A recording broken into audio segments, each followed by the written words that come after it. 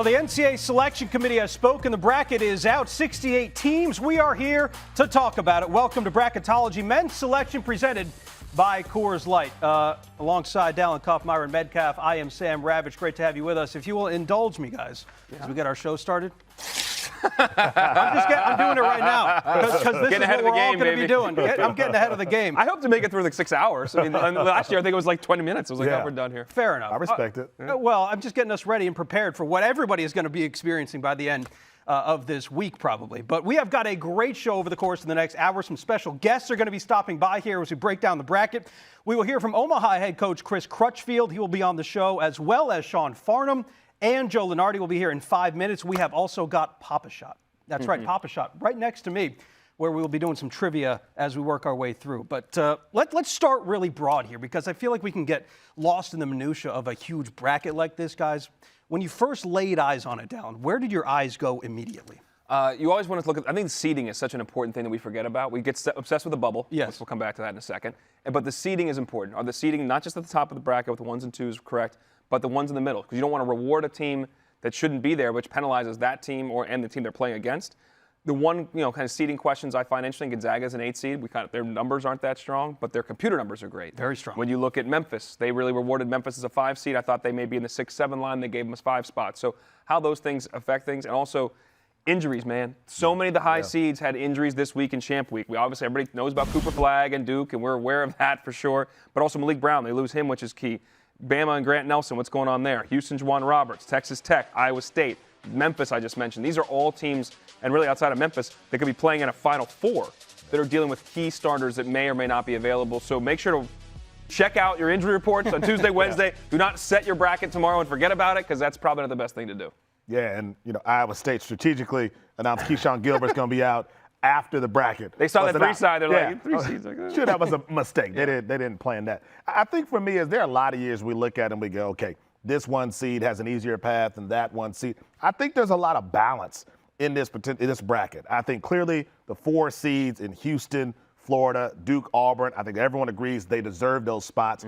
But I think all of them have a challenging path to get to the Final Four. So I think in terms of balance, the committee did a good job. In terms of everyone who was included, there are certainly some question marks about who they decided to let in and who they kept out. Can we hit on that real quick with North Carolina? Please. Because I'm with it if you are. Here's the deal. The bracket hasn't come out. We saw Auburn game first, then we saw Louisville was the 3rd team announced as an 8 seed. Right. Louisville went 18-2 in league play, has a couple major non-conference wins, including thrashing the Indiana team that didn't make it, and a couple other good ones. That said, they get an 8 seed. So right away you're like, all right, they didn't respect the ACC. Get it. Okay. 18-2 in the league play. Then North Carolina is the last team in. North Carolina was 1-12 in quad 1 games, and people are going to listen. What's a quad 1 game? It's just really good games. It's your best opponents possible. They won 1 out of 13 attempts. That is abysmal. And then they had an ACC record that was where they won 75% of the games. That's fine, but clearly you didn't respect the ACC by Louisville's standing. How in the heck did they get in, other than the committee chair being Bubba Cunningham as the AD from North Carolina? I don't like to be a conspiracy theory guy. I just don't understand what happened here. Well, they're saying it on Twitter, so it must be true, right? At the end of the day, it's a bad look, right? I'm not going to accuse Bubba Cunningham of any funny stuff, but it's not a great look for the committee when you have North Carolina, a team that, to me, just didn't do enough. 1-12 in quad 1 opportunities. You have to win your way into this tournament, right? You don't just get invited because of who you are, what your legacy and tradition might be. West Virginia is a team that had some quality wins. They're not in the mix. An Indiana team that won big games down the stretch. It felt like they put themselves in a position to get in. Yet North Carolina gets in. A Texas team that seemed to lose an elimination game to Oklahoma in the season finale also gets in. I don't know how the committee was seeing the bubble, but I don't like their approach to it. It wasn't for a lack of opportunities either. North Carolina had the opportunities in front of them, and one of them was recently in the ACC tournament where they could have beaten a team like Duke, and that would have solidified their tournament hopes. But it turns out without their best player. Shorthanded. without their best player and Maliq Brown. And it turned out they didn't even need that because North Carolina is in the field. But let's keep it in the East region and keep it with Duke, who solidified their 1 seed probably a little while ago. But one of the biggest storylines coming out of Champ Week was the injuries to Duke. And I say injuries because it was Maliq Brown and Cooper Flagg going down in that same game against Georgia Tech. How does this Duke situation affect the way that you're going to look at Duke and look at their path down? greatly. Now let's start with Cooper Flagg in terms of in the short term. They did announce before we saw the bracket that Cooper Flagg would be playing and he'd be back in the bracket. Why they did that is to make sure that he would be a 1 seed. They'd be 1 seed because a 1-16 is highly unlikely to get beat versus a 15-2. We've seen 11 of those, seen 2 16-1 upsets ever. Now, Maliq Brown's a big issue, man. You know how versatile this guy is. He changes the way they can defend. They switch all the time. He's the most versatile, best defender. I don't know if he's coming back. He's in a sling. He took a sling off in the last game. But how they project in terms of winning the whole thing, because we talk about Duke about winning the whole thing, that concerns me. I do not have Duke winning at all, partially because of Cooper, partially because of Maliq Brown, partially because of who they be playing when I have them getting to the final. How does Jon Scheyer play this, right? Because he's a guy that has been in this spot many a times, whether it be at the head coach. He has the team in front of him that he has wanted to have for so long. So how does Jon Scheyer kind of play this, knowing the fact that they're going to have a 16 seed? Look, the 8-9 against Mississippi State and Baylor, that's not an easy game. So, are you going to try and force a Cooper Flagg to come back at that point? I think in the opening round, it's hard for me to imagine Cooper Flagg coming back if he's not 100%. 100%. You're not even 90%. Yeah, I mean, you won the ACC tournament without him. I think you can get by, whether it's American or Mount St. Mary's. The second round is where it gets interesting. Absolutely. You got a Mississippi State team from the SEC. Josh Herbert has been a really tough player. They're physical. That's the kind of team that can really, I think, disrupt a young team like Duke. Or you end up playing a Baylor team that has a guy that maybe Duke has heard of, Jeremy Roach, who has not played great lately, but I'm sure he'd show up to play his former team. So I think Cooper Flagg has to be ready to go. That's when you put him out there. But Dalen said something really important. Maliq Brown is maybe not the name people know. He's far more important than people realize. If you talk to Jon Scheyer, he'll say when they played Auburn on December 4th, the reason they didn't have as many problems with Janai Broome as they should have had was because of Maliq Brown. They didn't have to switch everything because they trusted Maliq on a guy who could be number 2 or number 1 in the Wooden Award race. Yeah, he may be like one of the more key cogs in this whole thing, and it may not show up on the stat sheet, but he is a big part of Duke's run and will be, hopefully, as they continue throughout March. Joe Lunardi is a huge part of our run through March, and he joins us now walking into our studio here. Joe, before we get you on the set here, we're going to have you. You're out of the bunker. He's back. He's out of the bunker. We found him. Come on out. Wander out. Yeah. That's the camera. There you go. He hasn't slept since Labor Day, so we're going to have you take I feel underdressed. You want my hoodie? I'll shed it for you right now. Let me go get my tie. No, don't worry about the tie. Give us you got to make a shot before you can talk ball with us, Joe. Oh, my goodness. Got to make a shot. By the way, those balls are quite smaller compared to the hoop. I was going to let you finish that sentence and just bury yourself. Yeah, they're smaller, so we made it easier for you. How's that? Give it a shot. I had a great line. Save it, Joe. Great restraint by my But man. I'm a little delirious. No, I'm A little loopy. I think I'm saving my more pointed comments about North Carolina. Okay. All right. That's a tease right there. Here we go. Banked it It only in. takes There we one go, shot Joey. for Joe to go on Joey here. Buckets, not Well, bracket. There we go. go. I finally made it. All right. Well, great to have Sam, you. Appreciate fellas, it. Hello, sir. long time no see. I've seen you in every show for the last 6 hours. We're good. So what do you think? How'd the committee do? I think they got it wrong. They got something very important very wrong. What'd they get wrong? Now, they have 68 calls, and they probably did extremely fine with 67 of them. But here's what I would say. And the story, of course, is going to be North Carolina. Why in? I would like to expand that and say it this way. I miss North Carolina and Texas, and if I ever miss more than 0 or 1, I get cranky.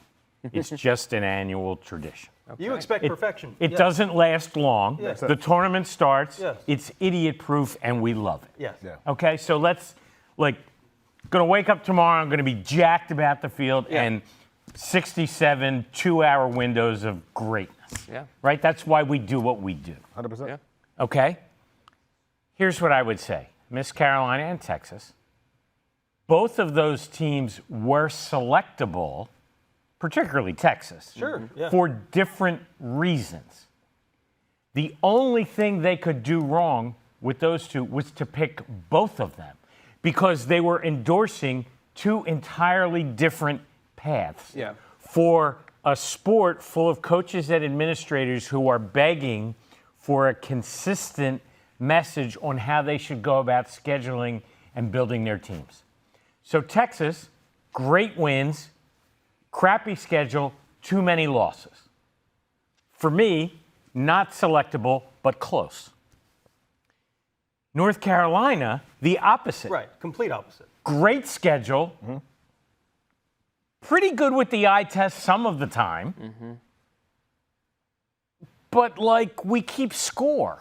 And winning We have a W and an L matters. column. Like, you're there is an L supposed and a to have W, more points than the Yeah. other team. And I haven't heard all the interviews with all the people, and I generally try not to because it just kind of throws me off for the future because they're just filling up air. Yeah. And certainly we can appreciate that. Absolutely. That's all we do, Joe. But we're going to hear about resume metrics and quad 1 plus 2 combined and how some, because I'm sure they had to figure out talking points to justify it. You have to. I used to be in the talking point business. I get it. Well, that's a convenient answer to the wrong question. Like, I don't care about combined quad 1 and quad 2. Who did you beat in the field? Yeah. Who did you beat that proves that you're one of the teams that deserves to be in the field? And I think North Carolina fails on every test of that, and they failed the eye test. Like, they were getting, look, I know they were a lane violation away from beating Duke. But, like, maybe. maybe. Just tying the Right. game. So Teams miss out on last-second plays all the time. all the time. Yeah. Okay? It's still an L, all right? And they were losing to a team without definitely its best player and another star. They were getting blasted. Yeah.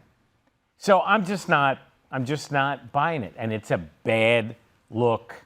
I don't question their integrity because I don't believe in conspiracy theories around this because the process is kind of built to prevent that. I just question their logic. Yeah.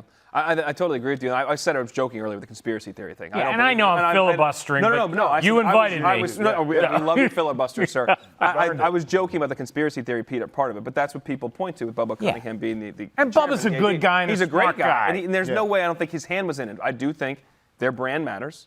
Like No if question. that's St. Mary's with that resume, which it never would be, or if that's They'd kill to get 13 quad 1 games. I mean, if they would. If it's Cal, so it's the same league. If it's Cal and they have that same resume, I don't think Coach Matson and Cal are getting in that situation. I think that might factor into it. NFW. No way. Exactly. No way. Because this is the problem. You have to win the games. Like it's not At just least a bit of them. It's who'd you play and who'd you beat. That's Yeah. why when you look at Texas, they did have a terrible non-league schedule, but they won 7 quad 1 games within that schedule in the SEC. WVU got completely left out. I thought they were locked. They beat Gonzaga. They beat Arizona, which are wins. teams. I mean, Really Arizona's top good 4 at the seed. time, even They beat better. Iowa State, who's a 3 seed in your own tournament, and they don't get in. Like with the same number of losses, with 13 total losses. It's just that's the hard part. Now, granted, Almost worse that they're the last team in. yeah. Because that just. That feeds the conspiracy theories, right? Like, Yeah. So here's the problem. At the end of the day, you never want anyone to question the integrity of the process. Correct. And although we are here on the inside, we work in this industry, we know how it goes. The people filling out their brackets don't have all that information. No. And they're looking at a process where they're going, wait a minute. Hey. This North Carolina team hasn't been good all season. Yeah. And they just happen to be the last team in, and the athletic director is the chair. Yeah. I think that is something to consider because I don't think there was anything funny that Bubba Cunningham did. But that doesn't matter because if the people bad question optics. it, that hurts the tournament going forward. Agreed. And they've come so far in terms of the transparency of the process, letting media in, to the mock selections all those years ago. I mean, in part, I'm here because of participating in all of that.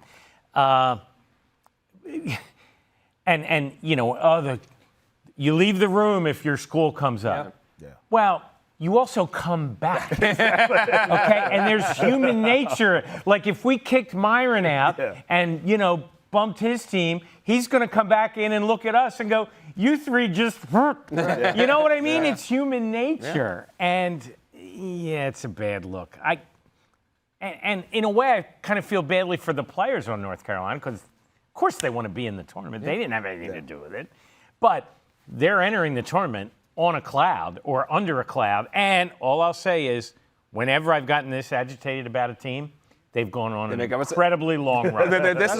We've seen this whether it was VCU 14 years ago. Syracuse when they got about in Syracuse, 14 times. Right, for you, that's Syracuse a lot. But they've been able to make that run. Can I ask one other question? Yeah, please. Go ahead, Dale. How did you feel that was outside of, let's get out of the Carolina conversation. Yeah. the overall seeding, because I always feel like seeding is so important to get that right, to make it balanced and rewarding teams that had good years and penalizing teams that didn't have as good a year, if you will. I actually thought it was good to very good, with a couple of notable exceptions. Which isn't out of the norm. No, right? it is not. Yeah. It is not. I thought Louisville's an 8 was off a couple of lines at least. Especially because Carolina's in, which makes Wow, it right. Like, again. Yeah, sorry to go back to that, but go ahead. Like, you use this logic over here and then this logic over, And I thought the hardest teams to seed in the field were Gonzaga and Memphis. For opposite reasons. One, great metrics, so-so resume. The other, great resume, so-so metrics. And Memphis got a really good jump, probably more than I would have done. So there's that. And then there's just little things that tweak me that imply effort, right? Like Purdue's a 4, Michigan's a 5. Like, to me, same conference, they could just flip them if Michigan wins the late game Sunday. It's typing 7 or 8 letters. Okay, and that, I think that's just the tweak. Now, I'll have to look at the geography. Maybe there was a reason, and the mileage chart. I don't know why Rand McNally's on the committee, but he is. And so be it.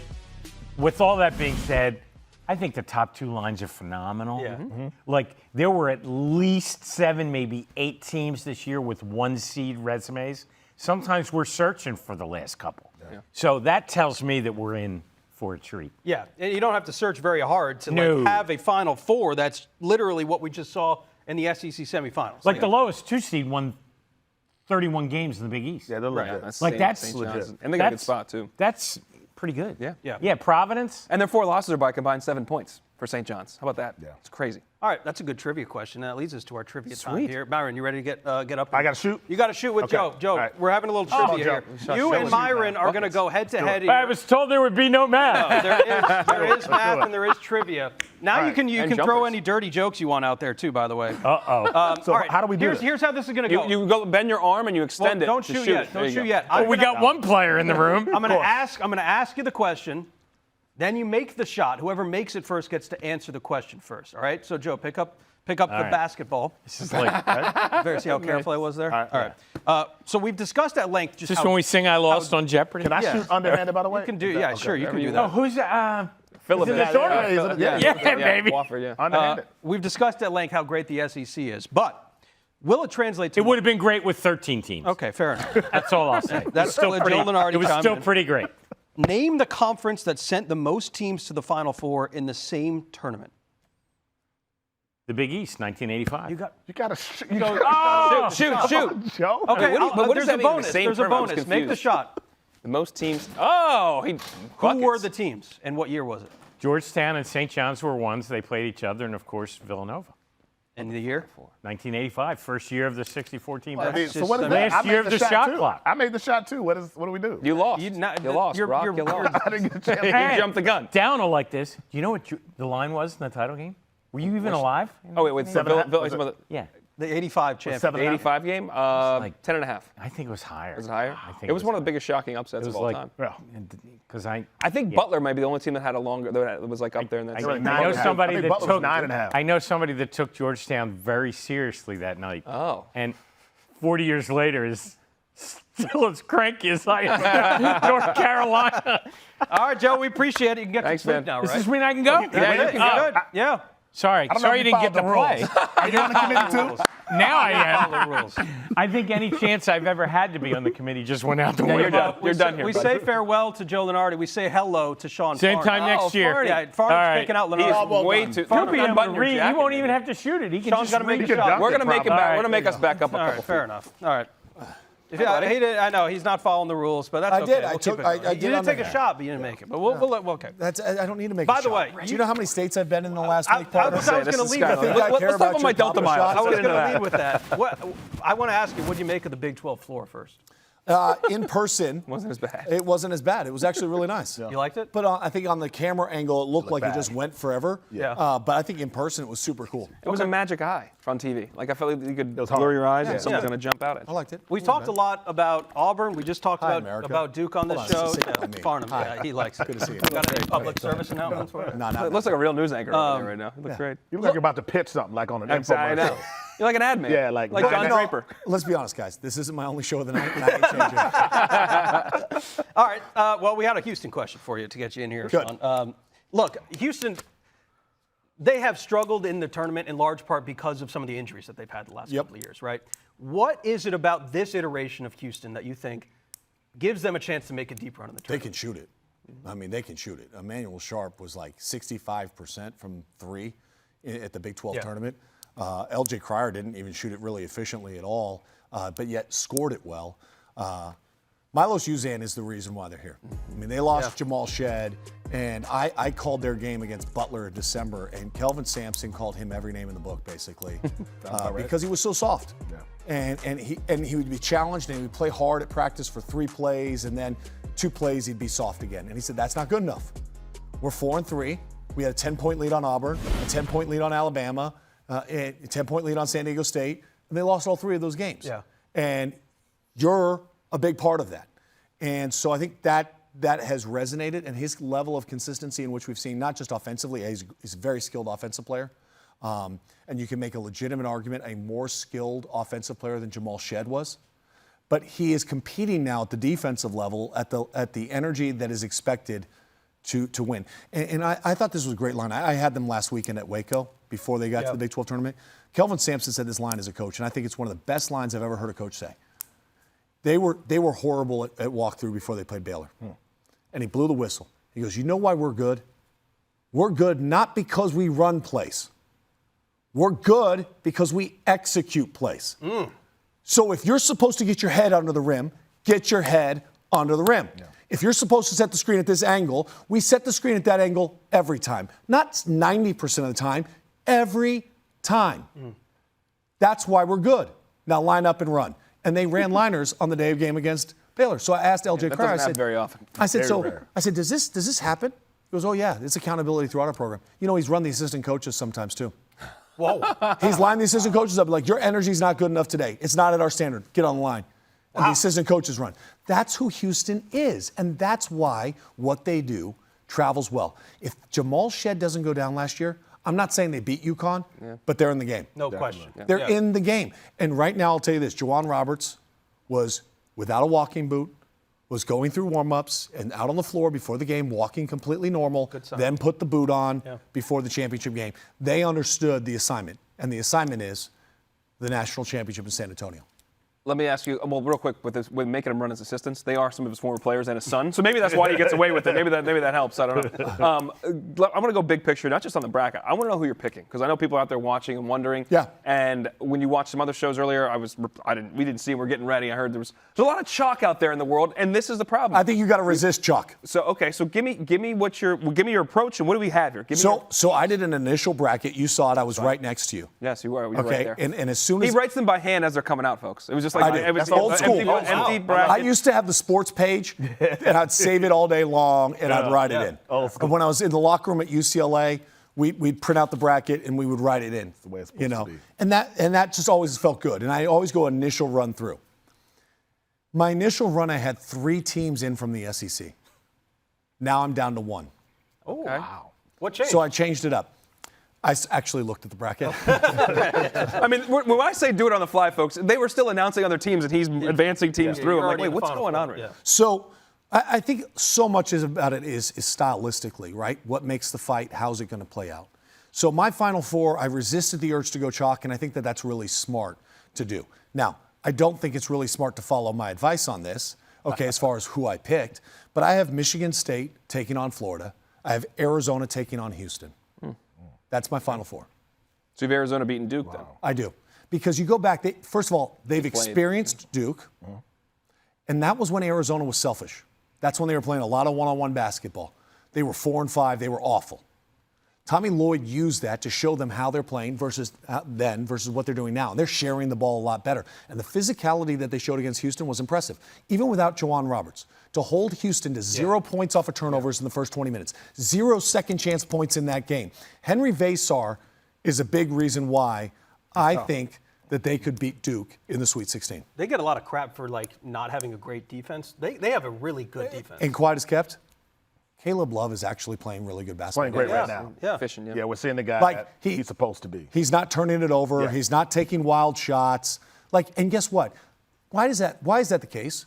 Because this is it. Yeah. This is the final go-around. It's no longer any question about the name on the back. It's the one on the front. You want to keep playing? You got to play for the one on the front of the jersey. And he's been great down the stretch for Arizona. He looks confident again. There are a lot of people in all this conversation the last hour or so with the brackets being revealed. We're not talking about Auburn the same way we were 2 weeks ago. Yep. Not a week ago even.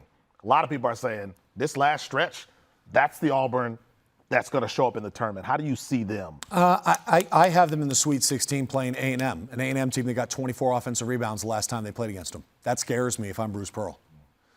Chad Baker-Mazara is great, but he's also a wild card. We saw him last year get ejected out of the game against Yale. They end up losing the game to Yale. If he gets squirrely and gets a technical in the wrong moment, the wrong time, because of the emotion of the game, that could really hurt Auburn.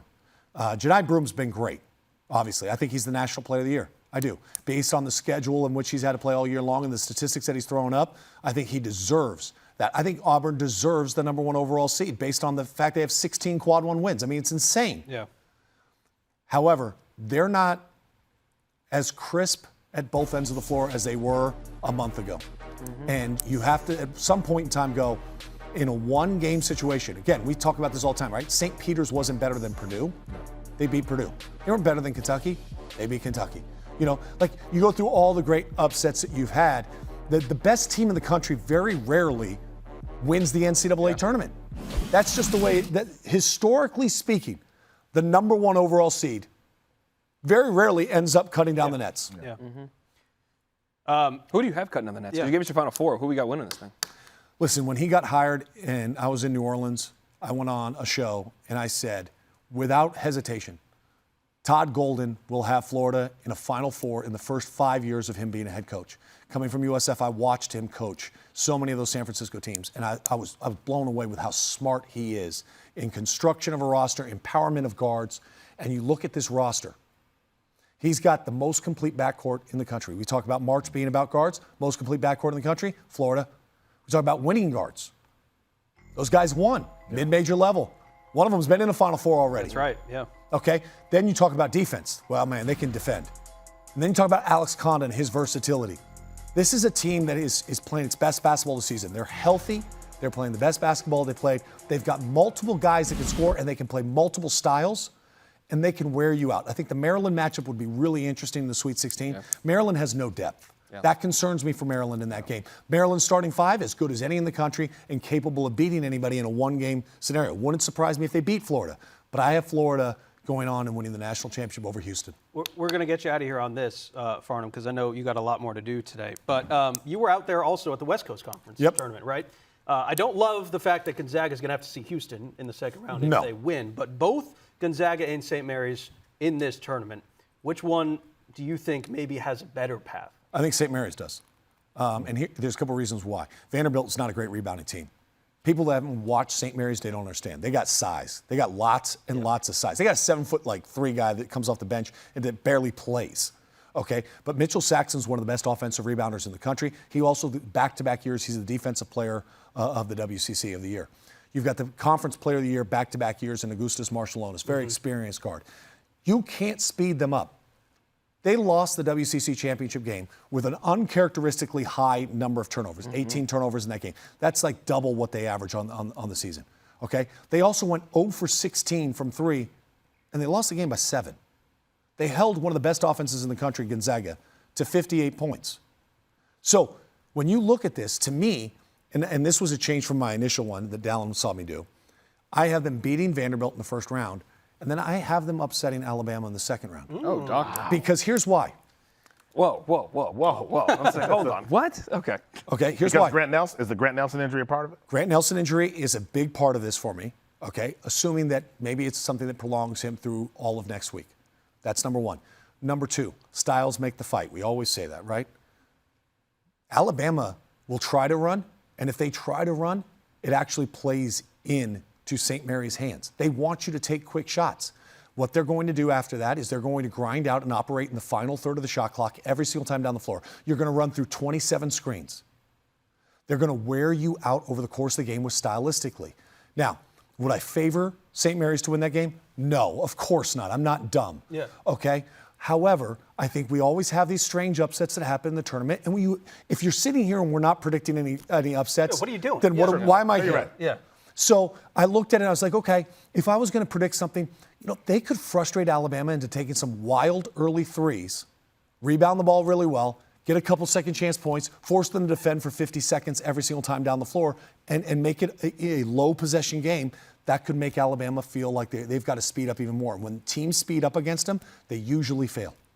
Is that the earliest 1 or 2 seed you have out? Yes. Anybody else you got out in the second round that doesn't make it to the second weekend that's a seeded that high? No.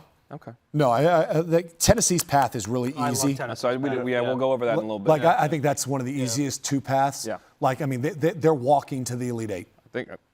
Yeah. Welcome to our segment coming up by It's gonna be Xfinity. great. Shortly, Thanks it'll for- be that's there. a great Yeah. tease for Sean Farnham. All right. Appreciate Thank you it. very much. What's your frequent flyer miles look like over the last week and a half? I am a titanium at that's hotels, right. and which I didn't even know was At one available. certain brand, I don't know if they were sponsoring, so we can't say that. I didn't even know that was available, by the way. The Well, there's an titanium. ambassador above that. I'm aspiring one day to get there. One day I'll get there. Yeah. I'm like million miler Yeah. on Delta. It's nothing but fun, But here's My man was sucking down honey nonstop Yeah, at the Big 12 yeah. tournament, trying to stay alive as his voice was just laboring through it. I called 10 games in the last week, plus 5 studio shows, plus 5 30-minute fill shows. That's right. Yeah. And you know what? I loved every Gotta single love second of it. Yeah. We love watching. every You did a single great second. job. Appreciate Sean it. Farnham, appreciate it. What do you got next? You got Sports Center? What are we doing? We've got Bracketology coming up at 10 o'clock Okay. over on ESPN2. Excellent. Then I've got the 11:30 Sports Center. I've got 7 a.m. tomorrow, Sports Center Get Up at 8. I got ABC News at 11:15. You don't need to read He's his bragging. schedule. Now He's busy. He's bragging busy. now. He's busy. All right, Sean Farnham, appreciate it. Here All you right, go. let's take a look He's taking a shot on you the want way to take out. a shot? And There you he go. missed 2 of Hey, them. he just got a finger roll. He missed both of the shots that he took in here. Disrespectful. Let's take a look at Busted Brackets presented by Coors Light. To get us in the mood for upsets, we're going to take a look back at some of the most notorious early exits we have seen over the recent years. Middle Tennessee over number 2 Michigan State. Sorry to bring up the bad vibes early. Reggie Upshaw, great name from that team, had 21 in the upset win. That became the 8th, number 15 over a 2. And then, of course, UMBC against Virginia. That's right, it would make history. Turned out to be a blessing in disguise, though, right? UVA would come back and win it the next year. 2022, St. Peter's, the Fighting Peacocks of St. Peter's, tiny Jesuit school there in Jersey City, taking down the mighty Coach Cal and the Kentucky That was Wildcats. the day my bracket was done in the first hour. That's That right. was A it. lot of First us. 2 And hours. this one, too. I mean, Yeah. Fairleigh Dickinson taking down the player of the year, Zach Edey, as well as, Fletcher Lawyer there. That team had high aspirations to make a deep run. But it's March. Upsets happen, like we were just talking about with Farnham. But since 1979, when seeding began, guys, there have been only 3 years where every Final Four team was a top 2 seed. So obviously we have seen upsets, and they will continue to occur over the course of the next couple of weeks. But Dalen, give me a team that you think can bust some brackets this year. Are we saying that it's going to get to the Final Four? No, because I think that's hard to predict. Just But from what you just said there, though, if Texas Tech is fully healthy, Texas Tech can get out of the bottom of their region. They can beat Florida without a doubt, and I think they can go to Final Four as a 3 seed. What about a 4 seed or lower? I like Maryland's depth concerns me, but Maryland's top 5 is just outstanding. And so if they can beat Florida, yeah, they can beat St. John's or Texas Tech on the other side of it, and I think they could go through. That could happen. I could see Clemson as a 5 seed. They could knock off Houston. They could get. Remember last year, this is the same team that has the nucleus that went to the Elite 8. Right. That same group is back with some added pieces and a great coach in Brad Brownell. Those 3 teams come to mind as teams that could get there. In terms of longer seed, I do have, to Sean's point, I have way more double-digit seeds. You like VCU? I love VCU. I believe VCU is an 11 seed. The problem is we always try to do this before, teams we really like. Yeah. I really like BYU. Really like VCU. Well, they're playing in the first round. Right. I like Grand Canyon. I like Maryland. They're playing in the first round. So you got to make a decision. Sure. I think VCU, their physicality, the length they have, the athleticism. We just saw what happened to BYU when they played Houston the other day. When Houston's physicality, now Houston's on a different level than VCU, VCU offensive rebounds and elite rate. They're one of the top 20 defensive teams in the country, one of the top 25 teams turning you over in the country. They also make the three. They usually have at least 4 guys on the court that can shoot a three at about 37% or higher, which is problematic. Some of those guys are like Jack Clark, who played on that Clemson team last year, transferred to VCU, 6'10" guy that can shoot it and shooting it at a 50% clip in league play. I think they present a lot of problems. I have them beating BYU, but then also Wisconsin, dude, they just made it run to the Big Ten final. They fall short. That's Sunday at 5 o'clock, folks. They get finished. They see where they're going. They have a Thursday game at 1:30 in Denver, Colorado. That is a quick turn at altitude. They played 4 games in 4 days. Yeah. Just look out for that. That if Wisconsin beats Montana, they then got whether it's VCU or BYU, I think it's VCU, that could be some trouble. You like BYU, though? I love BYU. There you go. Yeah. A lot of people talk about BYU. I actually went up to the mountains of Provo, Utah, about a month ago. Yeah. It's beautiful up there. But I watched the Kevin Young practice. Mm-hmm. That was one of the most efficient practices I've ever watched. Doesn't say a whole lot, doesn't raise his voice. They just execute. I just don't judge teams according to what happened against Houston. Yeah, everybody's going to lose against Houston. Well, it's the matchup base, because I do love BYU, too. You're right. They're very good. But if you look at their ceiling, I think Kevin Young, remember, was an assistant in the NBA a year ago. I think it took him some time to figure out the collegiate game. You look at Cannon Catchings, I think he can be a pro in the future. Not a lot of teams are going to be able to prepare for Yegor Dimon, a 6'9" guard, right? You don't have guys like that on your scout team. Richie Saunders, obviously we know what he does as a veteran. And they're starting to play their best basketball at the right time. Over the last month, Arizona, Kansas, they've beaten Iowa State twice. They have the #1 offense in America over the last month of the season. So if you're talking about a team that is heating up at the right time, that's BYU. I've got BYU beating Alabama in the East. And I think BYU potentially could be a Final Four team if they end up facing those young Duke Blue Devils. That could be a high-scoring game, by Oh, the my way. God. The over-under that's going to be 175, 180 points. It might be a 200, maybe an NBA game. But BYU was a bubble team about a month ago, right? Then they rattle off 9 in a row. And I think it took a little bit of time for this team to learn Kevin Young's style of offense as well. And the emergence of Saunders has been terrific. They have pros, to your point. Those are when you look at different teams, they have pros. I mean, Saunders, Demon, maybe Catchings are all pros. Like, that's NBA players. Guys who played in Europe, NBA players. It's a different thing. I filled this out before the bracket came out, and I said Gonzaga. I don't love it now, but I said Gonzaga because of the path. And I'm going to stick with it. Now, the Zags have made 9 straight Sweet 16s. They're going to have to go probably through Houston if they want to make it 10. Computer numbers, predictive metrics, love Gonzaga. We've talked about it. I think they're number 8 in the net coming in. And I will say this. The 1-2 game between Nembhard and Graham Ike, I think, is underrated. I don't think that they have played up to their level. I actually don't think that we've seen the best of Gonzaga yet. I think they give Houston a run for their money, but I don't love that upset straight up. See, I think the problem with a team like Houston, I don't think Gonzaga's tough enough. I think they got a couple guys who can play the role. You mentioned Ike, you mentioned Nembhard. The rest of the roster isn't that. Mm-hmm. You go up against Houston, you're going up against a heavyweight champion. Yeah. Right? They're going to be physical, and I think they prey on teams like that. Legitimately. When you don't have that edge, they're going to beat you by 20. Yeah. So I think this Gonzaga team and what we've seen over the season, it's not that they've just had struggles here and there. They just don't have the toughness that Mark Few's teams usually have, and I think that's why they've been one of his more underperforming teams. Toughness, and they don't have the NBA players that they've had in years past. They don't have those studs. And I did realize this earlier today when you sent the email. I'm like, man, Sam's got some stones here. We're firing off teams that are making a run without the bracket. I'm like, if you just wait 6 hours, you can look at the thing. But you're riding with it, and I love it. Because I do think beating Georgia is a task to begin with. But I will say this: when you look at because all the betting lines are already out for the 8-9 games, that is the biggest spread. 6.5 points to Gonzaga's favorite. Every other 8-9 game is 4.5 or 3.5, 3.5 or lower. It's never great to be in that 8-9 game. Like, it's never great to be in the 8-9 game, but this year when you look at the 1 seeds, it feels almost so much more daunting when you go through it, but we'll see how it goes for Gonzaga. It doesn't matter which way you go. Brackets are going to be busted, but that's what makes the NCAA tournament so great. For a national championship or overtime, who's going to be the hero tonight? Archidiacono, look to Jenkins, 3 for the win. It's good! It's good! Madness has hit its peak. The ultimate upset has happened. Jordan, we got a star. This basketball team is going to beat anybody in this tournament. Time to put a banner on the roof. Oh, are you serious? if you're not willing to do whatever it takes to win a national championship, you don't belong in the room.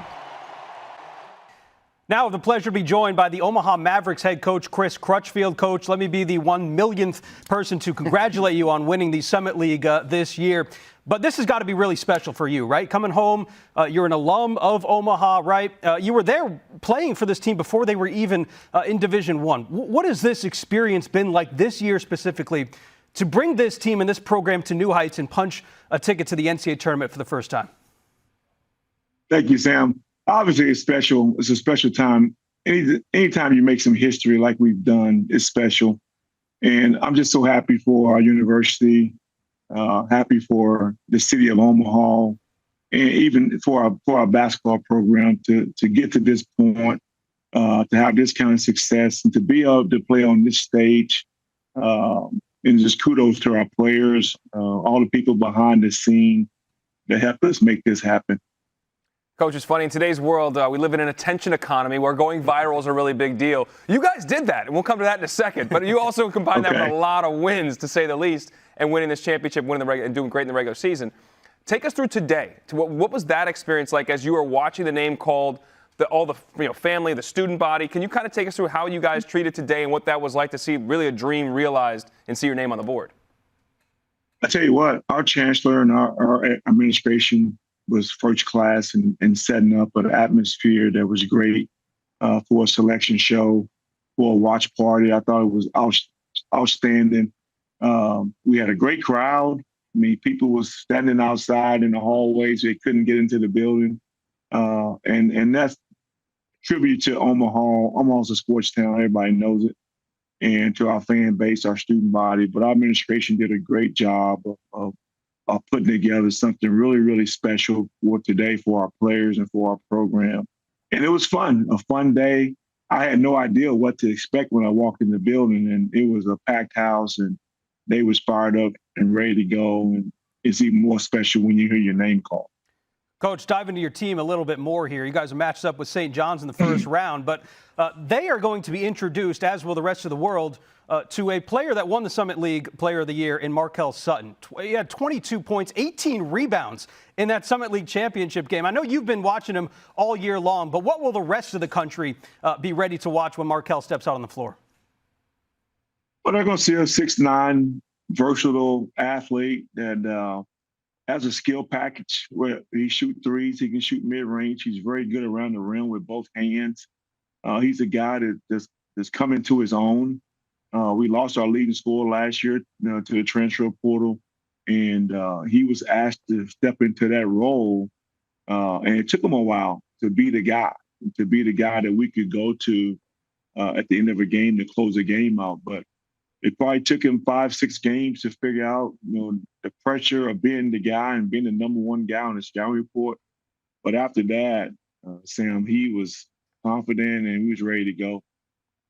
Coach, we talked about seeing your name on the board. I'm hearing about your team, but let's talk about that St. John's team. I mean, how much, if at all, did you see them during the regular season? How much time do you ever have to do that? But then, now that you know their name, how are you guys going about scouting them, and what's that preparation going to be like tonight and the next couple days? Well, we're very familiar with them just because they're in the Big East, and we got a team right down in our city, Creighton, that's in the Big East also. So I'm very familiar with St. John's. I watch a lot of college basketball games throughout the year, and I don't scout them, but I watch them, and I know I got a lot of respect for Rick Pitino. He's a Hall of Fame coach who's won everywhere he's ever been. So a lot of respect for the program. They're a tough, physical team. Well, I do know that. They're going to put pressure on your paint. They're a great rebounding team, so we got our work cut out for us. Coach, I got a special gift for you here. Before we get you out of here, I got a trash can right here, and we were going to put St. John's right here for you. But best of luck in the tournament, and hey, keep eating those trash cans, Coach. Appreciate it. Thank you guys very much, and thank you for having me on. Appreciate you, Coach. Thanks, Coach. Bye-bye. Take a look at the most reliable team presented by Xfinity. Dalen, give me a team you have the most confidence in. Well, it's not just a team. We got to look at the bracket, look who's around them. That's why I think when I think about reliability with teams. So I like Tennessee because I did know they are a known commodity, defensively elite, offensively they got Chaz Lanier and Zakai Ziegler, two of the best guards in the country. So just to run through this real quick, I think they're going to take care of Wofford very easily. They're going to have UCLA, Utah State. Inconsistency is a key theme within this region, or this part of the region. That's why I like them. I think UCLA beats Utah State. I think it's the weakest 7-10 matchup you're going to see on the board. And now, in terms of the next game, I think Kentucky is a team that's been beat up and also inconsistent time. Great wins, also questionable losses. No Jackson Robinson. Illinois, I still love their talent. Casper Yakashonis is going to be a lottery pick. Yeah. This will be a popular upset pick, whether it's Xavier or Texas, beating Illinois in that first round, but I'll put Illinois forward. I think whether it's Illinois or Kentucky, I would lean Illinois in that game. Again, probably stupid, but that's what we're doing. And then Tennessee playing Illinois in the Sweet 16, getting them to the Elite Eight. I think that's the most that's my reliability. I take them to the Elite Eight because on the top of this bracket, I also love Houston. So you kind of put it's like 1A and 1B of those two teams. I know they're the 1 and the 2 seeds, but I think both their paths set up very well for those two to meet in the Elite Eight. You've been riding Illinois all year. I mean, because I'm an idiot. Because I'm dumb. Yeah. Like do you? They got lost by 30 against Wisconsin. So I think I do too. The ceiling. I'm in love with the ceiling. I'm in love with the talent, and I just keep getting hammered over the head with it. Well, maybe Illinois should have been your reliable team then, but we'll go with Tennessee. All right, Myron, who do you got? Reliability. I have Auburn, right? And I know they've had some rough moments. People are talking about Auburn the way they're talking about Drake after this Kendrick Lamar battle, okay? This is the team that's been the best team in America for the bulk of the season. Don't second guess it. Nothing should change that. Okay. Wins over Houston, wins over some of the best teams in America. Purdue, obviously they dominated the SEC. And I think in the NCAA tournament, things will go wrong. Guys will pick up foul trouble. You'll have guys who are going cold. They can weather all those storms because of their depth. Janai Broome, obviously one of the best players in the country. Let's say he's not having a great game or a great stretch. Go to Tahad Pettiford. Go to Miles Kelly. Go to Denver Jones. So I think this Auburn team has all of those pieces you would want to weather whatever adversity you may face. So Auburn obviously advances past St. Francis, PA. Rob Krimel's a great story. They're not going to beat the Tigers. Louisville advances there. Now that's tough because they're going to play in Lexington, Kentucky. So that is going to be a home crowd for Louisville. Yep. But I think Auburn is the kind of team where full body of work for 5 months, they've been a great team. So I don't think people should look at these last few weeks and say, they're not the same team. Well, maybe a rough stretch, but let's look at the last 5 months. Who has been better over that course of time? Nobody. It's Auburn. Hard to argue with their resume, although there is the Yale Bulldogs just lying in wait down there. Who beat them last year with the same core of guys for Auburn, mind you, and the same core of guys for the Bulldogs. Different team, different Janai Broome. This Auburn team ain't going to lose that. Well, Yale's got to beat some teams to get there. They do. Very fair. All right, I'm going to go with Florida. Not just because what we saw earlier today in the SEC championship game, but I think that they remind me of like a UConn team from 2 years ago, just with their depth and what they can bring off the bench. They run in 4 big guys there, and their backcourt, Walter Clayton Jr., we saw what Elijah Martin can do. I mean, they just have so many pieces that they can hurt you with. The other thing, too, the only other team at KenPom that ranks in the top 10 adjusted defense, adjusted offense is Duke and Florida. That's it. That's the end of the list. So I'm going with Florida. They do have the 2-time defending national champion. And the team that has your heart. So do you want to are you okay with that? No, I'm not okay with it. They got to beat the Sooners first, though. They do. I know they do. But I like Florida. I really like Maryland, too. I love Maryland, but this is what stinks. I know. When you look at the bracket, as we were just saying, I would have penciled them in to, let's go Elite Eight with these guys. Yeah. But once you see who they got to go through, I can't take them over Florida. All right. So that is our reliability segment. But again, it is March, and the craziness continues to happen all around the country, so we'll see what happens. But here are our reliable teams. Before trophies are raised and confetti falls, you must prove For the win! you're made for March. Where any second can make you or break you. But you have what it takes to go the distance. It is March. It is our time. Now's the time to earn it. Only in March. Oh, yes, March is upon us. We have got about 12 minutes to go here in our Bracketology show. We have mentioned the 2-time defending national champions. We have also seen that they will have to face likely Florida if they can even get past Oklahoma. Danny Hurley has been on I don't want to call it press tour, but, you see him on 60 Minutes. Yeah, we got him on E60. I mean, he's all over the place right now. This has not been the same UConn team. I'm speaking as a fan of the UConn Huskies. This is not the same team that they were last year or even 2 years ago when they won the national title.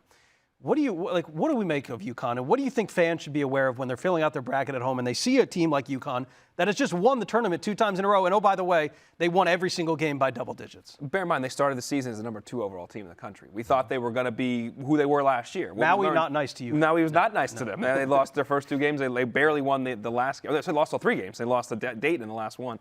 I will say this about their team. The difference is last year's team was truly elite, and the year before that. And they had, again, NBA players, versatility, depth, a coach, one of the best effing coach in the business by his own proclamation, and they guarded the heck out of you. That's what his dad's teams are built on at St. Anthony. That's how he has built his program, whether it was at Wagner or Rhode Island or now here at UConn. That's what he's in the college ranks. That's how he's built his program.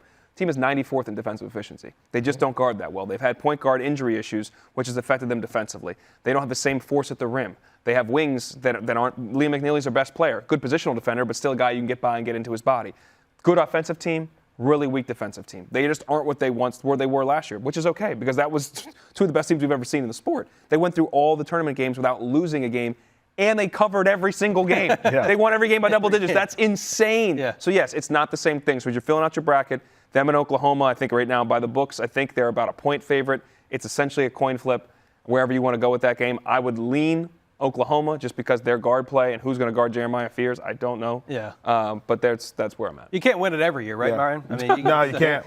Well, I mean, the Oklahoma game, Jeremiah Fears might guard Jeremiah Fears. He might be his own worst enemy, right? That's true. I think here's the thing about UConn. First, I don't think we understood how good they were these last couple years. How many pros they had, how many elite players. They've lost a lot of those guys. I will say, since Liam McNeely has returned, I do think they have been a better team. They have a bunch of veterans. Yes, the defense has had a significant drop-off. However, we've all witnessed teams that were bad defensive teams in November, December, January, February, even in early March, and then they hit the button. This is March. You can't hit the button on offense. You can't recruit new shooters at a deadline like the NBA, right? You are what you are. But defensively is an effort thing, and I think they can improve in that area. Here's the other thing to consider if they get past Oklahoma. Yes, if you're Dan Hurley, you don't have the same team. But if I'm Tom Golden, I'm going, wait a minute. I may have the best team in the field. But I got to face that coach with 24 hours to get ready, and he's got 2 rings. I love that point. Who's facing the pressure? Dan Hurley's got his rings. All of the pressure is on Todd Golden in that situation. So I think that UConn-Florida matchup, if it happens, might be more interesting than people realize. All right, fair enough. I'm going to pick them to go, pretty deep just because I'm a UConn fan. But are you going to beat Florida? No, they're not going to beat Florida. Not pretty deep. So 1 win and done. All right, that's good to know. All right, we got it. Here's the thing. We always see upsets every March, right? That's nothing new. UConn is this is not a position that they're used to being in. So we'll see how it goes. But we'll see. We're going to do a My Bracket segment after the show comes over, and those will be up on YouTube as well, so where we pick our entire bracket. But as I'm looking at this bracket, I see a lot of, double-digit seeds that could really make some noise. Whether you're looking at, a UC San Diego team, the Tritons making it for the first time in program history, first year that they are eligible, or you look at a High Point team. Dalen, give me a double-digit seed that you think could make an upset in the first round. Well, I'll start with just a couple you mentioned there. I think I'll let UC San Diego for Myron. I'm going to play Yale. That's really, they're in the same little pod there. UC San Diego plays Michigan. Texas A&M plays Yale in the 13-4 matchup. Bear in mind, Yale won last year with a similar nucleus of guys against an Auburn team where on paper I didn't like the matchup. They were physically overmatched by an Auburn team. Didn't think that'd be great for them. They out-toughed them. Chad Baker-Mazara gets kicked out of the game. Right. This Yale team is more physical. They're tougher. And the 2 guards that helped them lead them to that win, John Poulikitis and then Bezembang, are still on that team. And then Poulikitis may be one of the best shooters and scorers in the country. He lit up the Tigers. I think if you can defend and you can rebound against A&M, which you can. A&M cannot shoot the ball. They are one of the bottom 30 in the nation in three-point percentage. They are first in offensive rebounding percentage. The game begins when the ball goes on the glass. Yale is 22nd in the nation in defensive rebound percentage. Again, they have big bodies. Their guards are big. Their guards rebound. If they can secure that ball and they get out there, they're going to score. And A&M's going to have to make shots to play with them and beat them. I think Yale wins that game. And I think that sets up for a very interesting UCSD matchup. Why do you like UCSD? Well, I like UCSD because of the pressure they can put on you, right? Against their opponents in league play, they force turnovers on nearly 1/4 of their opponent's possessions. And if you're playing a Michigan team that plays 2 7-footers the way that they do, that's going to be a lot of pressure, and I think they can disrupt that Michigan offense. They've also been a very, very efficient team offensively as well. Momentum matters to me. I know people say sometimes that isn't real. January 19th, the Eagles beat the Rams in the NFL playoffs. You know why else that's significant? That's the last time UC San Diego has lost a game. 15-game winning streak. They don't know how to lose. It's been so long. So a team that can put pressure on you, a team that's efficient offensively, especially inside the arc, and they're on a winning streak, that might be a nightmare for a Michigan team that probably feels like they were undefeated. And they can shoot it, too. The Tritons can shoot it. They sure can. And I look at also this little pod here. There could be a nice little reunion between Yale and Danny Wolf at Michigan. That's true. But they don't care about storylines, though, to commit. They don't that's why they have Bill Self playing John Calipari. They don't care about storylines. And you got Louisville playing in Kentucky. I mean, this is great. All right, this is an interesting one that I was given by our great stats and information group. There are 6 teams that have made the NCAA tournament 25 times and never reached a Final Four. All 6 are in the field this year. They are Missouri, BYU, Xavier, Tennessee, Creighton, and Utah State. Will one of them make the Final Four? And if so, which one do you think has the most advantageous path? Advantageous. Give me the 6 again. We have Missouri, BYU, Xavier, Tennessee, Creighton, and Utah State. Well, I mean, Tennessee is the best. We just went through the path. And I think the seeding, the path, the team itself gives you the best situation to get there. And now the path, I think, weighs into this just like we did the reliability segment. You know, I don't love BYU's path because we just talked about I love BYU's team because I don't love them playing Bama either if they do get to that point in time. I don't like where Mizzou is with Texas Tech and St. John's down there. I think Texas Tech as a team is a 3 seed. They get to a Final Four. Maybe even get to the final if fully healthy. So Tennessee is the best suited team to break that trend, I think. Yeah, I think that's right, but I also like BYU. I mean, I think, again, they've had the best offense in America over the last month. And I think here's what's happened, I think, in the transfer portal era. Teams are figuring it out later than normal. Yeah. Because it's just taking more time to put pieces together. Yeah. You add that with a guy who has never coached at this level in Kevin Young, I think they're all figuring it out at the right time. And that BYU team is going to be a tough out for anybody they face. We got 4 minutes to go, so let's do our Final Fours here on the desk. Myron, I'll start with you. Who do you got in the Final Four? I like Auburn out of the South. I mean, I still think they're the team to beat. Florida is incredible. I think they're playing the best basketball in America right now. I'm still going to go with Duke because I think healthy, Cooper Flagg and what they're able to do, that's just hard to beat. And then I think in the Midwest, there are a lot of teams you could pick in the Midwest. I should pick Houston, but give me Tennessee. Okay. It's not easy to win 5 games in a row. It's just not. Did Farnham say this on this or some other show? I don't know. The best team in the country usually does not win this correct. thing. Yes. Like UConn last year winning it, we all kind of talked about it would be UConn, but for them to actually follow through and do it, that was surprising. Because bear in mind, the year before that, they were a 4 seed, and we were not talking about them like that. And that's usually how it goes, is the best team is not cutting down the nets at the end of the thing. The team that's had the best season, I should say. Yeah. It's not cutting down the nets. All right, who's your Final Four? So I got Auburn, too. I do think they are going to be the team we've seen more throughout the course of the year. I do think as of the chaos, I think could be the top of that bracket and maybe at the bottom of the bracket with Ole Miss coming out of there instead of Michigan State or even Marquette, that I like them getting to the Final Four. Florida, has been a team that hasn't been on my radar in terms of a team that could win this thing since November. I'm sticking with them as it's putting them through the Final Four. I do think their path is not ideal, whether it's UConn or Oklahoma. And then you got maybe a Maryland team and Texas Tech and St. John's. Like that, I think they have a really, really tough path, but I think they're up to the task with the depth. I like Houston in the Midwest, so now we've gone 3 for 3 for 1 seeds. I hate the fact that I'm so chalky here, both in my lack of melanin and my pick here. And I will stick with Houston. And then I'm going to have Bama go here. I think there's a huge caveat to a lot of these things. It is the injuries. If Grant Nelson isn't healthy, that changes things. I keep talking about Texas Tech, but if Darren Williams and Chance McMillan aren't playing, that changes things. Iowa State is already without Keyshawn Gilbert. That has changed things for me. So the injuries are something important, and Duke is a piece of that. Without Cooper Flagg wobbly and without Maliq Brown, give me Bama in that game to win this thing, to get in there. And I got Houston playing Florida in the final. Florida cutting down the nets. I'm the antithesis of chalky, so I went. Let's go. I went with Michigan State. I went with Maryland. I went with Clemson, and then I went with Arizona.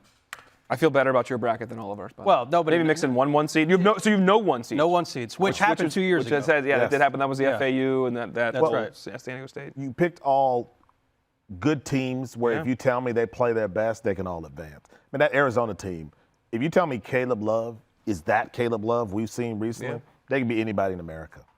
You watch that Big 12 championship game. Arizona was the better defensive team for the first half of that game. So we'll see what happens. But again, it is March. The unexpected continues to happen, and it always will. We have like 1 minute left, Dalen, and I want to give you a chance to tell the folks at home who are enjoying and maybe putting a sprinkle of cash down. Oh, man. Maybe you got a best bet. Make the people some money, man. There's all the action was out right away, so we got to parse through this thing. But I do just draw your attention to something I think is fascinating. The underdog that has a higher seed or lower seed to the 5-12 game, Memphis is an underdog to Colorado State by 3.5 points. Wow. Is that Tyrese Hunter? That may be Hunter, but it's also their metrics because their numbers are not strong, but their record in non-conference, as Joe pointed out, was. That I can say right now, we got to go through the futures. I think there's money to be made on teams like Maryland getting to a Final Four, or Arizona getting to a Final Four. There's some money to be made there and some value there too. Money to be made out there, folks. It is March. Let the madness begin. That'll do it for us here. Thank you so much for watching Bracketology Men's Selection presented by Coors Light. For Myron Medcalf, Dalen Cuff, I am Sam Ravech. Our wonderful guests, Joe Lunardi, Sean Farnham as well, and our wonderful crew saying so long and enjoy the madness. Rip up them brackets. Let's rip it up. Rip it up.